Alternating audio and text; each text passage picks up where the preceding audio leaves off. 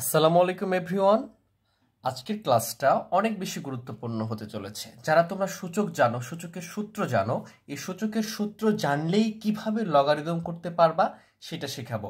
লগের জন্য এক্সট্রা কোনো সূত্র লাগবে না তোমাদেরকে। সূচক যারা পারো, সূচক থেকেই যদি সূচকের সূত্রগুলো মনে রাখো, সূচক থেকে কিভাবে লগে কনভার্ট করা যায় এই বিষয়টা আমি তোমাদেরকে আগে শেখাবো। দেন আজকের পর্বে আমরা 1 এবং 2 অনুশ্রেণী লগের অঙ্ক করার চেষ্টা করব। তাহলে চলো আমরা লগের বেসিকটা বা সূচকের কিভাবে লগে ক্যালকুলেশন করতে হয় সেই বিষয়টা জেনে নিই। আচ্ছা, আমরা যদি একটু খেয়াল করি যে আমার ধরলাম যে 2 এর উপরে পাওয়ার আছে আমার কত, 3। তো 2 এর উপরে পাওয়ার 3 থাকলে কত হবে? এটা আমাদের 8 হবে। কেন? কারণ এই 2 তিনবার গুণ।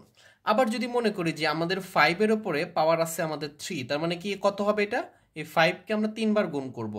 5 কে যদি তিনবার গুণ করি তাহলে এটা হবে 125। 125, তাহলে এই বিষয়টা তো আমরা বুঝি। এইটা হচ্ছে আমাদের বেস বা ভিত্তি, এটা হচ্ছে আমাদের সূচক, এইটা হচ্ছে আমাদের সূচক বা ঘাত বা পাওয়ার, আর এইটা হচ্ছে তার মান।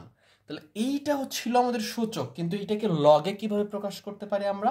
খেয়াল করো, যখন লগ বলতে লগারিদম, এই লগারিদমের সংক্ষেপকে আমরা বলি লগ। তাহলে আমরা এই লগটাই লগারিদমে ব্যবহার করব। তাহলে এটাকে কিভাবে লিখবা? এই যে বেসটা থাকে, এই বেসটা এই লগের নিচের দিকে লিখবা। যেন এটাকে কিভাবে পড়তে হয় যে 2 ভিত্তিক লগ। এবার কিভাবে পড়বা? যে এই লগের ভিত্তি হচ্ছে 2, এই জন্য পড়া যায় 2 ভিত্তিক লগ অথবা লগ 2 ভিত্তিক, এভাবে বলতে পারবা। তাহলে এইটাকে যদি তুমি এভাবে এক্সপ্লোর করতে চাও তাহলে তুমি বলতে পারবা এই যে ভিত্তিটা নিচে দিয়ে দিবা, এখানে যেটা ভিত্তি থাকে এবং ইকুয়ালের পরে যে মানটা থাকে সেইটা আমরা এই যে লগের সোজাসুজি লিখি। এবং এইটা যদি ক্যালকুলেশন করো, এই 2 ভিত্তিক লগ 8 এর মান কত আসবে? মাস্ট বি দেখবা 3 আসতেছে, মানে পাওয়ারটা এখানে আসতেছে। তাহলে দেখো, আমরা এই সূচকটাকে এইভাবেই লগে নিয়ে আসা হয়। তোমাদের যদি এটা প্রুফ দেখানোর জন্য ক্যালকুলেটরও দেখানোর চেষ্টা করি আমি, দেখো এখানে লগ লিখেছি এবং এখানে ভিত্তি নিচে দিয়েছিলাম 2, আর এখানে ইকুয়াল টু ছিল আমাদের 8 ছিল। দেখো কত অ্যান্সার আসবে, দেখো আমাদের অ্যান্সার কত আসছে 3। তাহলে 2 ভিত্তিক লগ 8 যদি সংখ্যা হয় তার মান হবে 3 এবং এটা সূচক। তাহলে এইটাকে ভালোভাবে এভাবে এক্সপ্লোর করা যায়, একটু ভালো করে বুঝো তাহলে বুঝে যাবে ইনশাল্লাহ।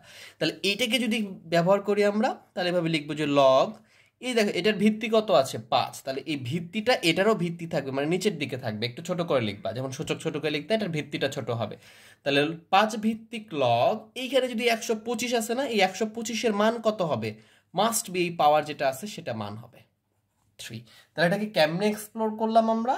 আমাদের যদি এরকমটা থাকে যে a to the power b equal to x যদি হয়, তাহলে এটাকে লগে প্রকাশ করতে হলে কি করতে হবে?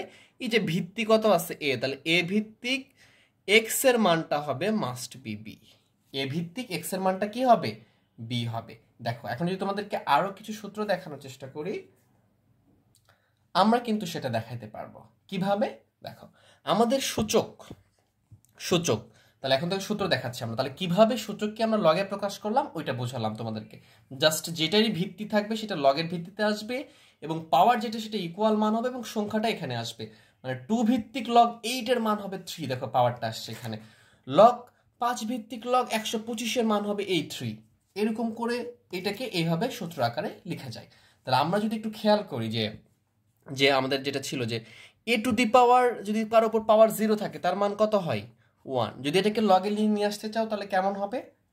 তাহলে বিষয়টা হবে এরকম যে লগ এ ভিত্তিক লগ 1 এর মান কত? 0। তাহলে একটু মনে রাখতে পারো এই বিষয়গুলো কেমনে আসতেছে। যদি তোমাদেরকে একটু দেখানোর চেষ্টা করি, আমাদের লগের যে সূত্র সেটা হচ্ছে এই যে লগ আমি লিখছি না, যে 2 ভিত্তিক লগ 8 ইকুয়াল টু 3 লিখছি না, কেমনে লিখতে পারছি একটু খেয়াল করো। যে 2 ভিত্তিক লগ, এইখানে যে 8 আছে না, 8 কে আমরা আরেকভাবে এক্সপ্রেস করতে পারি, প্রকাশ করতে পারি যে 2 এর উপরে পাওয়ার দিলাম 3। দেখো এই 8টাকে 2 এর উপরে পাওয়ার দিয়েছে 3, তাহলে কত হয়েছে? 8 হয়েছে না? মাস্ট বি 8 হয়েছে। লগের সূত্রটা হচ্ছে লগের সোজা ভিত্তি ছাড়া যে সংখ্যাটা থাকে এবং তার উপরে পাওয়ার থাকলে ওটা সামনে চলে আসে। তাহলে আমাদের এটা কি হয়ে যাবে? এই 3টা সামনে চলে আসবে এবং লগ 2 ভিত্তিক 2 থাকবে। যখন ভিত্তির সাথে সংখ্যাটা মিলে যায় তখন এটার মান হয়ে যায় কত?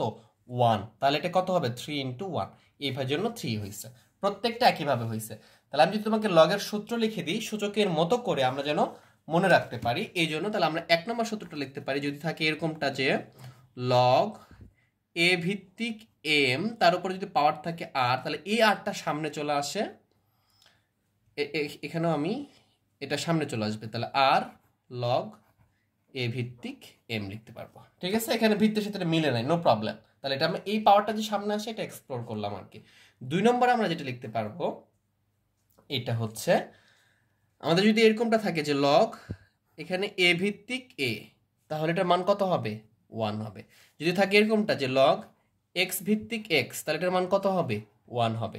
তার মানে ভিত্তির সাথে যদি এটা মিলে যায় সবসময় 1 হয়। যদি লগ এখানে 3 ভিত্তিক 3 থাকে তাহলে এটার মান কত হবে?